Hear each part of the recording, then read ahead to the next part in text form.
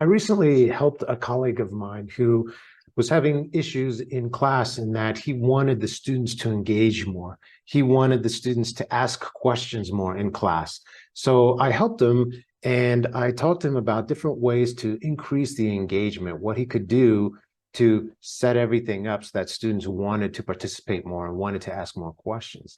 In doing that, I went ahead and wrote an article about it for LinkedIn, and I got some favorable response. So I decided to go ahead and make this video and expand it a bit more.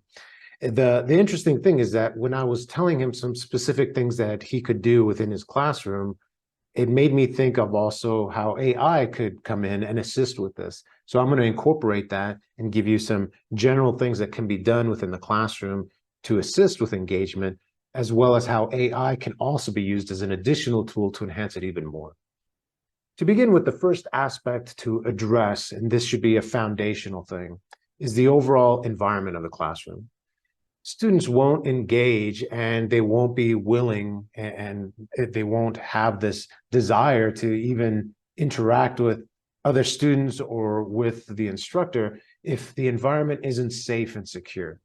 And by that, I mean, of course, physical safety, that should go without saying, but also this overall understanding that it's okay for us to talk, that everything will be civil, our engagement will be okay.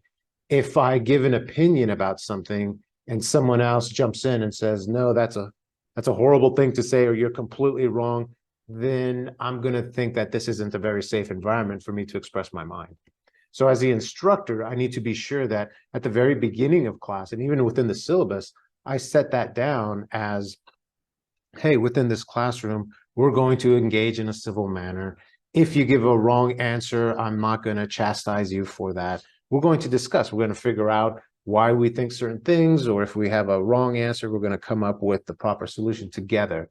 And it's going to be this overall community that we're developing. So it's this environment where we all want to share, we all want to learn from each other. What I try to tell my students is, man, I hope that you give the wrong answer in class. I hope that you fail in class, because that's where I want you to fail. I want you to fail here in class where the stakes are really, really low, as opposed to you getting hired somewhere and then failing at your workplace or failing at a presentation, some big professional presentation out there. That's where I don't want you to fail. So I want us to have a learning opportunity within class, within that failure there, that we can learn from. We can learn from each other and, again, develop that way. So that environment is extremely important.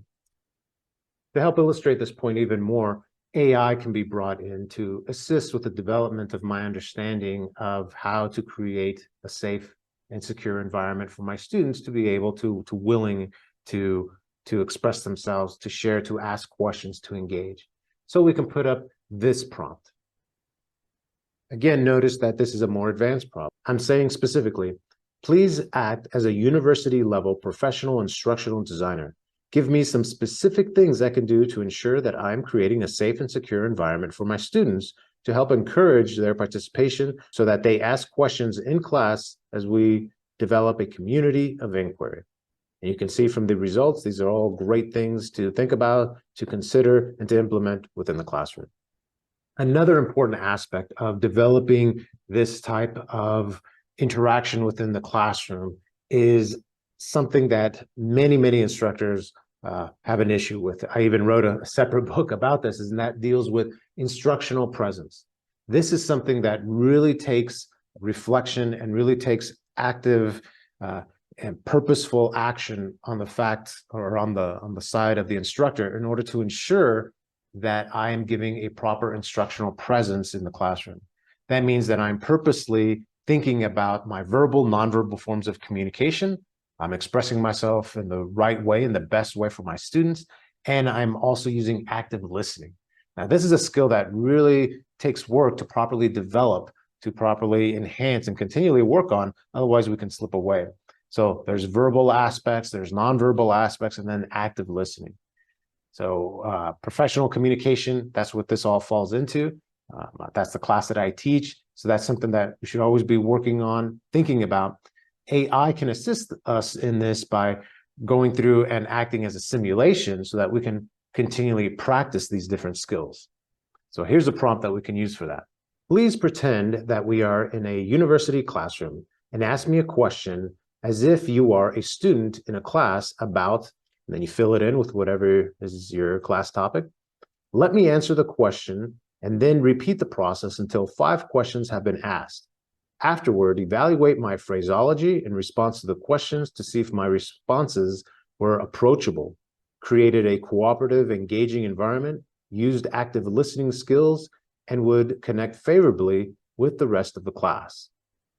As an example, here's a link that I went through. I created the simulation, so it's freely available for you. And again, this shows you some good responses and how this can help create your capability with instructional presence. Another important topic that we really need to consider when we want to try and enhance the engagement is simply the aspect of motivation.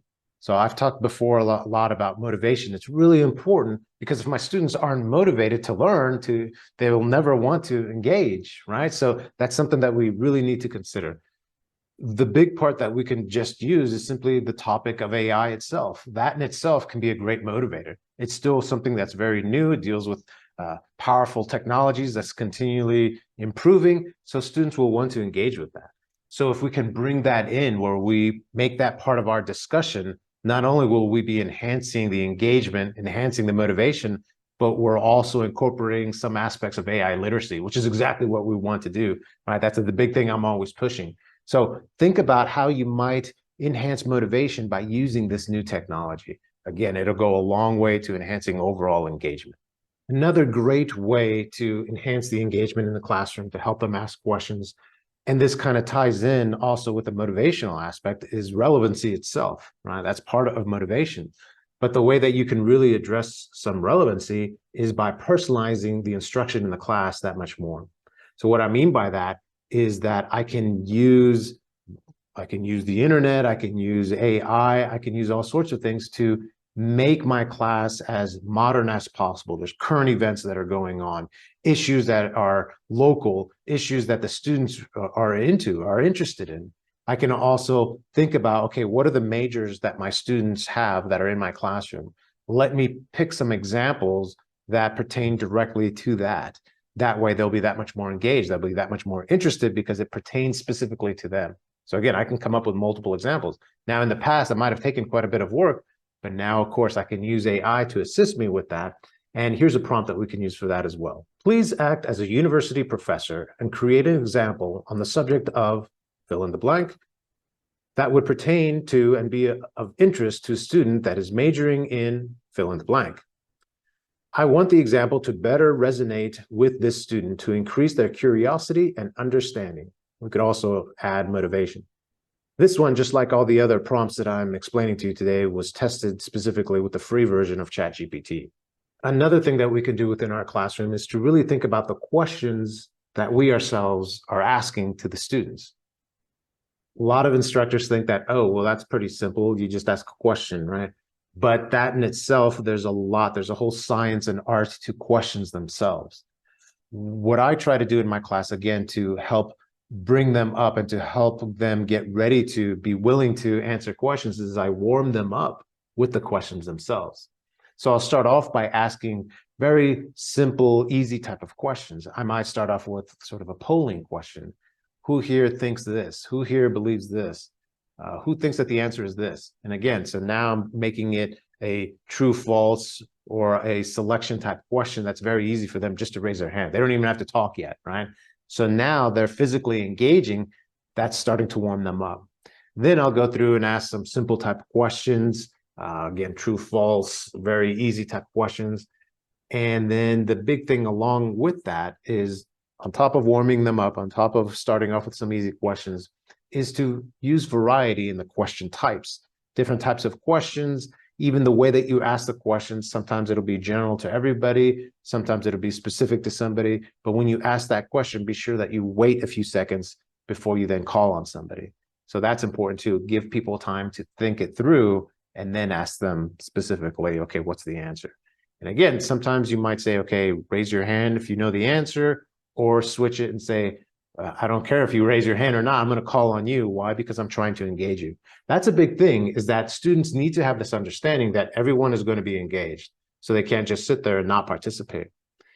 Again, some instructors will be like, well, I don't want to put somebody on the spot if they don't know the answer.